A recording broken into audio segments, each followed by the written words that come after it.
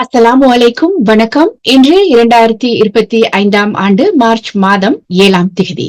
இங்கிலாந்தின் முக்கிய செய்திகளுடன் ஷைஃபா அப்துல் மலிக். முதல் செய்தியாக, புகலிட கோரிக்கையாளர்களை நாடு கடத்தும் திட்டம் ரத்து, 50 மில்லியன் இழப்பீடு கோரும் நாடு என்ற தலைப்பில் ஒரு செய்தி விரிவாக பார்ப்போம். கீர் ஸ்டார்மர் பிரித்தானிய பிரதமரானதும் தனது தேர்தல் வாக்குறுதியில் கூறியபடி சட்டவிரோத புலம்பெயர்ந்தோரை ருவாண்டாவுக்கு நாடு கடத்தும் ரிஷி சுனக் அரசின் திட்டத்தை ரத்து செய்தார். ஆனால் அந்த திட்டத்தை ரத்து செய்ததற்காக ருவாண்டா தற்போது பிரித்தானியாவிடம் 50 மில்லியன் பவுண்ட்கள் இழப்பீடு கோரியுள்ளது. திடீரென இப்படி ஒரு பிரச்சினை எழ காரணம் என்னவென்றால், ருவாண்டாவுக்கு வழங்கி வந்த நிதி உதவியை நிறுத்தப் போவதாக கடந்த வாரம் பிரித்தானியா அறிவித்தது. அத்துடன் ருவாண்டா மீது தூதரக ரீதியிலான சில தடைகளை விதிக்க இருப்பதாகவும் பிரித்தானியா தெரிவித்துள்ளது. அதற்கு காரணம், ருவாண்டா அருகிலுள்ள கொங்கோ நாட்டில் செயல்படும் கிளர்ச்சியாளர்கள் குழு ஒன்றிற்கு ஆதரவளித்து வருவதாக குற்றச்சாட்டு எழுந்துள்ளது. ஆக, நிதி உதவியை நிறுத்தியதுடன் தங்கள் மீது கிளர்ச்சியாளர்கள் குழு ஒன்றிற்கு ஆதரவளித்து வருவதாக குற்றச்சாட்டு முன்வைக்கப்பட்டதால் பிரித்தானியா மீது கோபமடைந்துள்ளது ருவாண்டா தரப்பு. சட்டவிரோத புலம்பெயர்ந்தோரை ருவாண்டாவுக்கு நாடு கடத்தும் திட்டம் நடைமுறைப்படுத்தப்பட்டிருந்தால் ருவாண்டாவுக்கு பணம் கிடைத்திருக்கும். ஆனால் புதிய அரசு அந்த திட்டத்தை ரத்து செய்துவிட்டது. இந்நிலையில் இரு நாடுகளுக்கும் இடையில் நிலவும் பரஸ்பர நம்பிக்கையின் பேரில் பணம் பெறும் விடயத்தை அமைதியாக கைவிட்டு விடுமாறு பிரித்தானியா ருவாண்டாவை கேட்டுக் கொண்டதாக தெரிவிக்கிறார் ருவாண்டா அரசின் செய்தி தொடர்பாளரான யோலண்டே மெக்கோலோ. இருந்தும் எங்கள் நாட்டின் பாதுகாப்பை பாதிக்கும் வகையில் அநியாயமாக தண்டிக்கும் நடவடிக்கைகளை மேற்கொண்டதன் மூலம் பிரித்தானியா அந்த நம்பிக்கையை மீறிவிட்டது என்கிறார் அவர். ஆகவே ஆப்பிரிக்காவுக்கான பிரித்தானிய அமைச்சரின் மோசமான கருத்துக்கள் உட்பட பிரித்தானியா ருவாண்டாவுக்கு எதிராக நடந்து கொள்ளும் விதமே 50 மில்லியன் பவுண்ட்கள் இழப்பீடு தர வேண்டும் என பிரித்தானியாவுக்கு அழுத்தம் கொடுக்கும் நிலையை உருவாக்கி இருப்பதாக மெக்கோலோ தெரிவித்துள்ளார். இது புகலிட கோரிக்கையாளர்களை நாடு கடத்தும் திட்டம் ரத்து என்ற தலைப்பிலான செய்தியாக இருந்தது. தொடர்ந்து வரும் செய்தி, பிரித்தானியாவின் அடுத்த பிரதமராக இருக்கும் தீவிர வலதுசாரி தலைவர் என்ற தலைப்பிலாக இருக்கிறது. விரிவாக பார்ப்போம். தீவிர வலதுசாரி தலைவர் ஒருவர் பிரித்தானியாவின் அடுத்த பிரதமராக அதிக வாய்ப்புள்ளதாக தெரிய வந்துள்ளது. பிரித்தானியாவின் தீவிர வலதுசாரி கட்சியான ரீஃபார்ம் யூகே 31% வாக்கு பெற்றால் நைஜல் ஃபராஜ் பிரதமராக முடியும் என அதன் மூத்த தந்திர நிபுணர் ஜியா யூசுப் தெரிவித்துள்ளார். பொலிட்டிகோ நடத்திய கருத்து கணிப்பில் ரீஃபார்ம் யூகே கட்சி தற்போது 27% வாக்கு பெற்றுள்ளதாக தெரிவிக்கப்பட்டுள்ளது. 35% அல்லது அதற்கு மேல் வாக்கு பெற்றால் 650 இடங்களில் 350 தொடக்கம் 400 இடங்கள் ரீஃபார்ம் யூகே வெல்லலாம் என ஜியா யூசுப் தெரிவித்துள்ளார். சிறிய படகுகளின் மூலம் பிரித்தானியாவிற்கு வரும் அகதிகளை தடுக்க முடியாது என அவர் லேபர் அரசின் செயல்பாடுகளை விமர்சித்துள்ளார். ஐரோப்பிய மனித உரிமை சட்டத்தை விலக்குதல், சட்டவிரோதமாக புலம்பெயர்ந்தவர்களை குடியுரிமை வழங்காமல் இருத்தல், புலம்பெயர்ந்தோரை நாடு கடத்துதல், இலவச குடியிருப்புகளை நிறுத்துதல், ரீஃபார்ம் யூகே மீது லேபர் கட்சி கடும் தாக்குதல்களை நடத்தி வருகிறது. இது அரசியலில் மாற்றத்திற்கான வாய்ப்பை உறுதிப்படுத்துகிறது என ஜியா யூசுப் தெரிவித்தார். ரீஃபார்ம் யூகே கட்சி தற்போது 2,18,000 உறுப்பினர்களோடு உள்ளது. நைஜல் ஃபராஜ் மற்றும் அமெரிக்க ஜனாதிபதி டொனால்டு டிரம்ப் இடையே நட்பு உள்ளதால் இது ரீஃபார்ம் யூகேவுக்கு எதிரான தடையாக இருக்காது என ஜியா கூறினார். ரீஃபார்ம் யூகே மேயர் தேர்தலுக்காக தீவிரமாக பணியாற்றி வருகிறது. கட்சி உறுப்பினர்கள் நேர்மையானவர்களாக இருக்க வேண்டும் என்பதால் புதியவர்களை சேர்ப்பதில் கவனம் செலுத்துவதாகவும் அவர் தெரிவித்தார். ரீஃபார்ம் யூகே கட்சி பிரித்தானியாவை முன்னணி நாடாக மாற்றும் என ஜியா யூசுப் நம்பிக்கை தெரிவித்துள்ளார். இது பிரித்தானியாவின் அடுத்த பிரதமராக இருக்கும் தீவிர வலதுசாரி தலைவர் என்ற தலைப்பிலான செய்தியாக இருந்தது. தொடர்ந்து வரும் செய்தி, இவர்களுக்கு பிரித்தானிய கடவுச்சீட்டு இலவசம், விண்ணப்பிக்க கட்டணமில்லை என்ற தலைப்போடு விரிவாக பார்ப்போம். பிரித்தானியாவில் ஒரு குறிப்பிட்ட திகதியில் அல்லது அதற்கு முன்னர் பிறந்தவர்களுக்கு கடவுச்சீட்டு இலவசமாக வழங்கப்படும். அரசாங்க வழிகாட்டுதலின்படி நீங்கள் ஒரு British citizen, British Overseas territories citizen, British Overseas citizen, British subject, British national அல்லது பிரிட்டிஷ் பாதுகாக்கப்பட்ட நபராக இருந்தால் பாஸ்போர்ட்டுக்கு விண்ணப்பிக்கலாம். HM பாஸ்போர்ட் அலுவலகம் இதனை வழங்குவதற்கு பொறுப்பாக உள்ளது. மேலும் தற்போதைய சராசரி காத்திருப்பு நேரம் 3 வாரங்களுக்குள் முடிக்கிறது.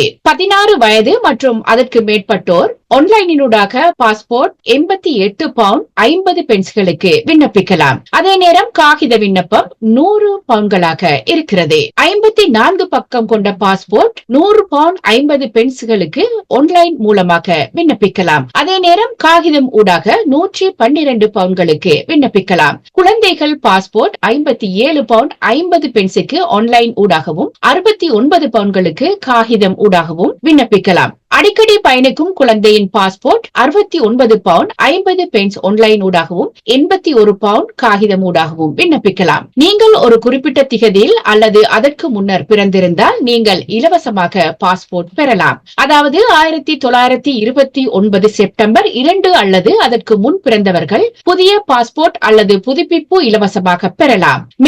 மேலும் post office check and send சேவையும் இலவசமாக வழங்கப்படும். எனினும் அவசர சேவைக்கு அல்லது அதிக பயண பாஸ்போர்ட் பெற கட்டணம் செலுத்த வேண்டும். இது பிரித்தானியாவில் கடவுச்சீட்டு இலவசமாக பெறக்கூடியவர்களின் தகுதி சம்பந்தமான செய்தியாக இருந்தது.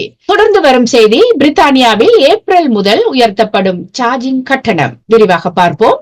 ஏப்ரல் மாதத்திலிருந்தே பிரித்தானியாவில் மின்சார கார்கள் சார்ஜ் செய்யும் கட்டணம் உயர்த்தப்படுகிறது. பிரித்தானியாவில் ஏப்ரல் 1ஆம் தேதி முதல் மின்சார வாகனங்களை EV வாகனங்களை முழுமையாக சார்ஜ் செய்யும் செலவு 16 பவுண்ட்களாக உயரும் என்று எதிர்பார்க்கப்படுகின்றது. இதன் காரணமாக EV ஓட்டுநர்களின் மின்சார கட்டணங்கள் மாதத்திற்கு கோடிக்கணக்கான பணியினை அதிகரிக்கும் என கணிக்கப்பட்டுள்ளது. பிரித்தானியாவின் Office of Gas and Electricity Markets மின்சார மற்றும் எரிவாயு கட்டணங்களை 6.4 வீதமாக உயர்த்துவதாக அறிவித்துள்ளது. கமூலா நிறுவனத்தின் கணிப்பின்படி தற்போது 60 kWh பேட்டரி கொண்ட மின்சார காரை சார்ஜ் செய்ய 14 பவுண்ட்கள் 91 பென்ஸாக உள்ளது. ஆனால் ஏப்ரல் முதல் இது 16 பவுண்ட்கள் 21 பென்ஸாக உயரும். பிரித்தானியா முழுவதும் 1.1 மில்லியன் EV கார்கள் இருப்பதால் வீட்டில் சார்ஜ் செய்யும் செலவு மாதத்திற்கு 35 மில்லியன் ஆகும். இது மார்ச் மாதத்துடன் ஒப்பிடும் போது 2 பவுண்ட்கள் 84 மில்லியன் அதிகரித்துள்ளது. பிளக்-இன் ஹைபிரிட் வாகன ஓட்டுநர்களுக்கு சார்ஜின் செலவு 3.48 பவுண்ட்களில் இருந்து 3.78 பவுண்ட்கள் வரை உயரும் என எதிர்பார்க்கப்படுகின்றது. மின்சார வாகனங்களின் செலவு அதிகரிப்பு EV வாங்க நினைக்கும் பலரையும் தயங்க செய்யும் என்றும், ஏற்கனவே 1/3 பகுதி மக்கள் மின்சார வாகனங்கள் தேர்வு செய்யாமல் இருப்பதாக ஒரு ஆய்வில் தெரிய வந்துள்ளதாக கமூலா நிறுவனத்தின் நிறுவனர் மற்றும் CEO ஐடன் ரஷ்பி கூறியுள்ளார். இது ஏப்ரல் 1ஆம் தேதி முதல் மின்சார கார்களுக்கான சார்ஜிங் கட்டணம் மாற்றத்தை தெரியப்படுத்தும் ஒரு செய்தியாக இருந்தது. தொடர்ந்து வரும் செய்தி, பிரித்தானியாவில் ஆங்கிலம் பேச தெரியாமல் 1 மில்லியன் மக்கள், பிரதமர் விடுத்த கோரிக்கை என்ற தலைப்பில் ஒரு செய்தி, அதனையும் விரிவாக பார்ப்போம். பிரித்தானியாவில் வாழும் கிட்டத்தட்ட 1 மில்லியன் மக்களுக்கு ஆங்கிலம் பேச தெரியாது என்ற தகவல் வெளியாகியுள்ளது. இது புலம்பெயர்ந்தோரின் ஒருங்கிணைப்பு பற்றிய கவலையை ஏற்படுத்தியுள்ளதாகவே கூறப்படுகிறது.